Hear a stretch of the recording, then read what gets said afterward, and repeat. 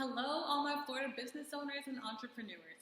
As we enter into a new year and hopefully begin some new business ventures, I want to remind you all of the importance of getting your agreements or business deals in writing.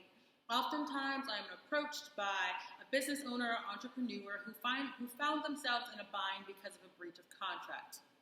My first question is almost always, well, did you have the agreement in writing? Do you have any proof of the agreement that was made? And while not all agreements must be in writing, it is almost always beneficial to have them in writing. Having an agreement in writing is key when it comes to a dispute between you and a business partner or another individual. And when I mean, do you have it in writing, I don't always mean do you have a full-blown 10-page contract, because we know how overwhelming those can be. So when I ask, do you have the agreement in writing, I mean, do you have any text messages about what the agreement was? Any emails, any photos, or some other type of evidence that can be reproduced to prove what the agreement was? The best proof will contain what the quid pro quo was, or in other words, the details of the bargain for exchange.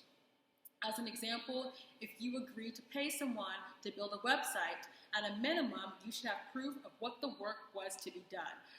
So the details of what the website was supposed to contain or what it was supposed to look like, the agreement or the writing should also contain how much you were supposed to pay them for this work. And lastly, it should also contain what was a recourse if somebody breached the contract, if someone failed to pay, or if someone failed to produce the website.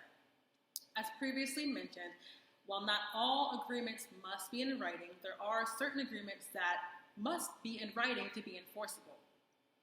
Not only do the next types of contracts need to be in writing, but they also must be signed by the parties, and they must contain the essential elements of the deal.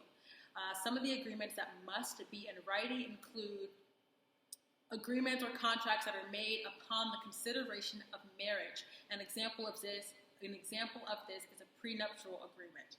A second example, or another contract that must be in writing to be enforceable, is a contract to pay the debt of another person. A third contract that must be in writing to be enforceable is a contract that cannot be performed under a year. A fourth example is a contract for the sale of goods over $500 or $500 or more. A fifth example is a contract for the sale of an interest in real property or real estate. So those are the main 5 contracts that must be in writing to be enforceable. If you guys have any other questions about what terms need to be in your agreement or whether your agreement contains the essential terms of the deal, please reach out, because at Ferguson Legal, we are always a phone call away. Thanks for watching. Bye, guys.